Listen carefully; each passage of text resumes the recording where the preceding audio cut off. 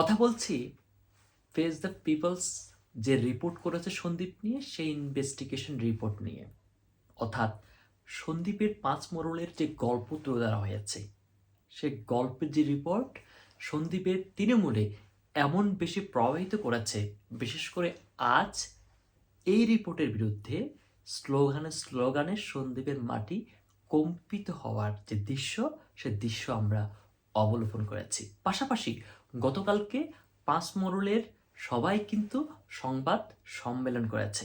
আমার ভিডিওটি পুরোটা দেখবেন, পুরোটা দেখলে হয়তো কার পক্ষে কার বিপক্ষে যায় সেই বিষয়টা আপনি হয়তো বুঝতে পারবেন। কিন্তু তার আগে বলে রাখি, আমার এই ভিডিও পাঁচজন মোড়লের জন্য খুবই গুরুত্বপূর্ণ। রাজনীতি শুধুমাত্র এখন মাঠে লাঠি কিংবা অস্ত্রে নয়, রাজনীতি এখন বুদ্ধি, ইন্টেলেকচুয়াল কিংবা সোশ্যাল মিডিয়াতে। রাজনীতি করতে হলে এখন আপনাকে প্রত্যেকটা জায়গায় সমান দক্ষ, সমানভাবে আপনাকে গুরুত্ব দিতে হবে। এই যে রিপোর্টটা করা হলো, এই রিপোর্ট পুরোপুরি যদি আপনি সত্য না ধরেন, অন্তত কিছু অংশ, কিছু পয়েন্টস আছে, সে পয়েন্টসগুলো আপনি কিন্তু এখানে সত্য হিসেবে প্রতিমান হতে পারবেন। এই রিপোর্টে সবচেয়ে গুরুত্বপূর্ণ জায়গাটা হচ্ছে টিউবওয়েল কাণ্ড। টিউবওয়েল কাণ্ড কিন্তু যে তথ্যগুলো দেওয়া হয়েছে, এই তথ্য আর ইনসেপ্ট টেলিভিশন তথ্য অনেকটা এক, এবং মাঠ পর্যায়ে কিন্তু যে অনুসন্ধান, সে অনুসন্ধানের তথ্য একই। তার মানে টিউবওয়েল কাণ্ডের এই জায়গাটার গ্রাউন্ড অনেক বেশি পরিমাণে স্ট্রং। তারপরে আসি মহিষ কাণ্ডের কথা।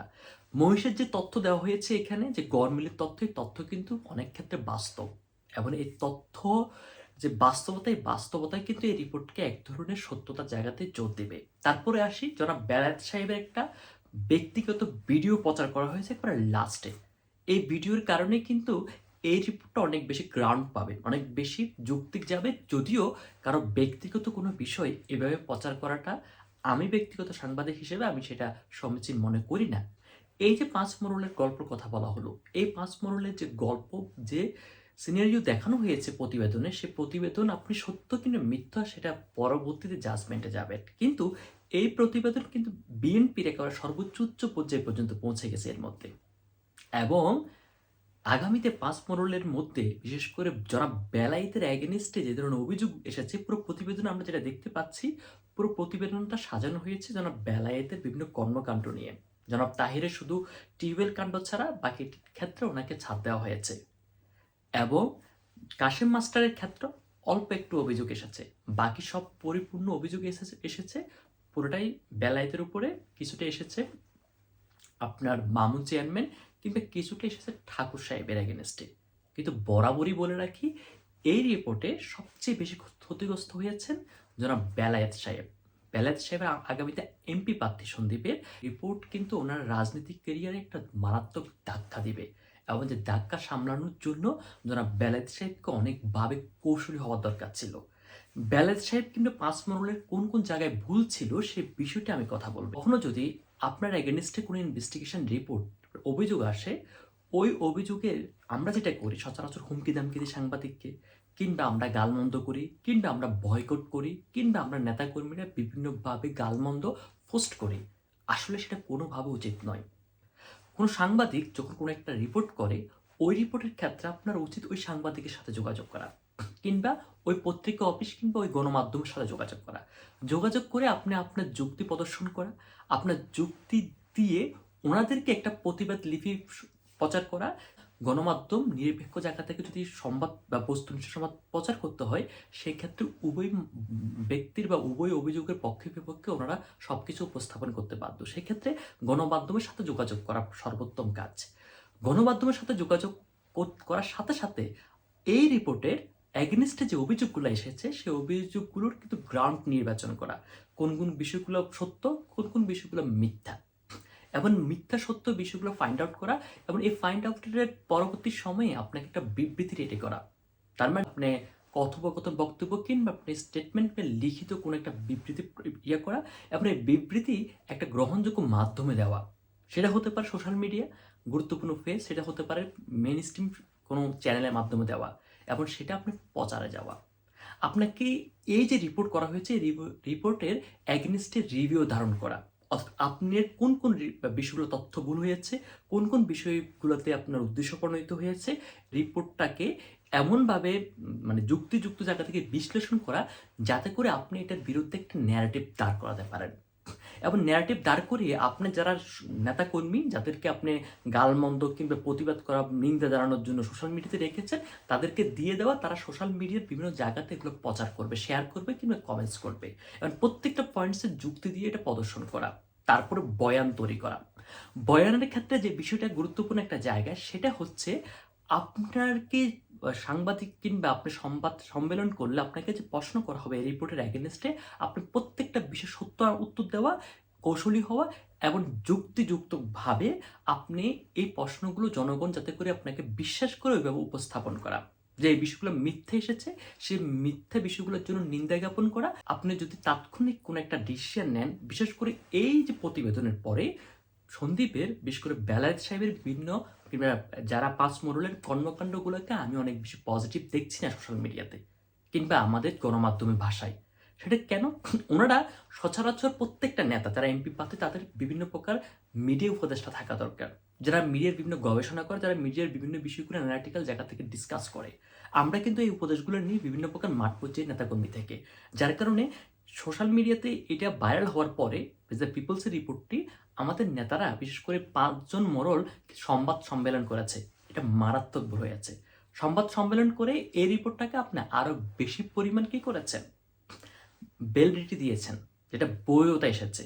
এবং আপনারা সংবাদ সম্মেলনে বিশেষ করে ঠাকুর সাহেবের একটা যুক্তিও আমাদের কাছে দর্শক হিসেবে গ্রহণযোগ্য মনে হয়নি, আমাদের কাছে গ্রহণযোগ্য মনে হয়নি অন্যান্য নেতাদের।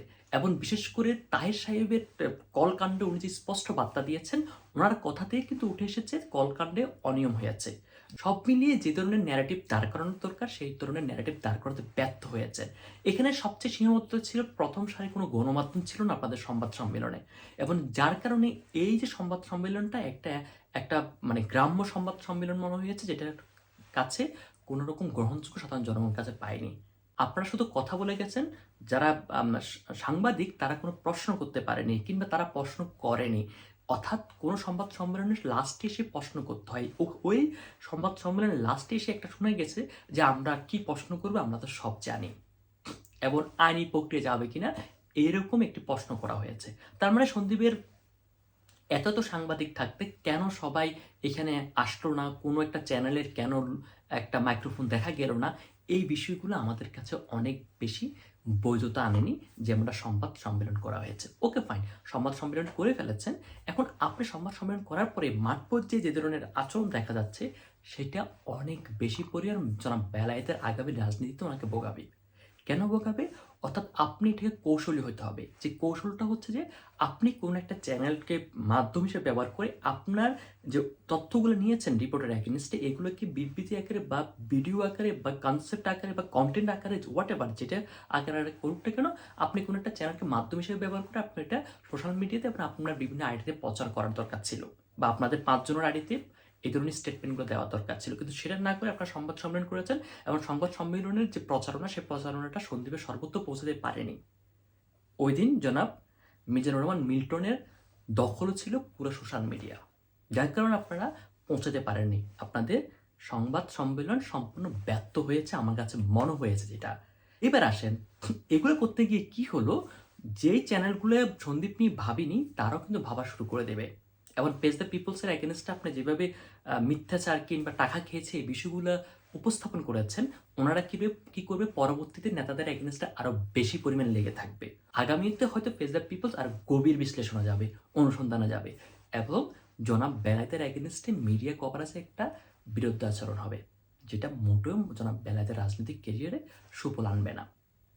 এবার আসেন জনাব বেলায়েত তাহলে কি করলে ভালো হতো, যেটা বললাম জনাব বেলায়েত কি করতে পারতো, ওই পেজ দ্য পিপলস সাথে যোগাযোগ করতে পারতো, কিন্তু পাঁচ মোড়লের সবাই ওই সংবাদ সম্মেলনটা আরো কয়েকদিন পরে দিতে পারতো, কিংবা এখন যে মাঠে যে স্লোগান সেই স্লোগানটাকে অনেক বেশি নিবৃত্ত করে তারা কিন্তু করতে পারতো যে ন্যারেটিভ দাঁড় করাতে পারতো, এটা এগেইনস্টে তথ্যগুলো নিয়ে সত্যতা উদ্ঘাটন করতে পারতো এবং মিডিয়া কভারেজে তার অনেক বেশি পরিমাণ ফোকাস আসতে পারতো, জনমত তৈরি করতে পারতো। এটা গুরুত্বপূর্ণ যেটা হচ্ছে জনমত তৈরি করা, যে আমি এই কাজগুলো করিনি এই কাজগুলো করেছি, এই সবগুলো বিষয় তারা একত্রিত করতে পারলে হয়তো এই রিপোর্টের নেগেটিভ প্রভাব থেকে বাঁচা যেত।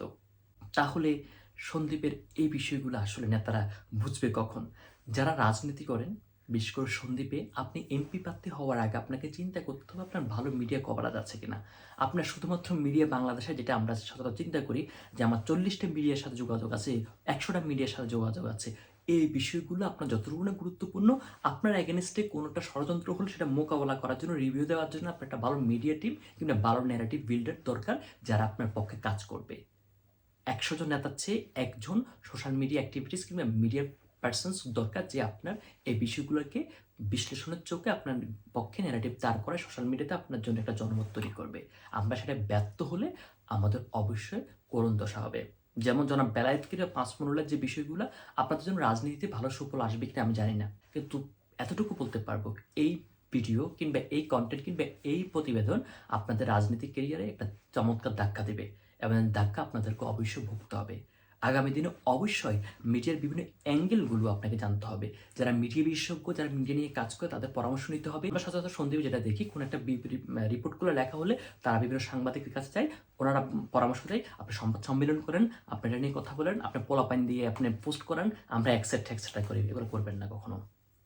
কারণ যারা সোশ্যাল মিডিয়া বিশেষজ্ঞ কিনা যারা সত্যিকার অর্থে সাংবাদিকতা করে, সাংবাদিকতা জানে, তারা আপনার ন্যারেটিভ, আপনার এগেনস্টে যে কোনো দাঁড় করা দিতে পারবে।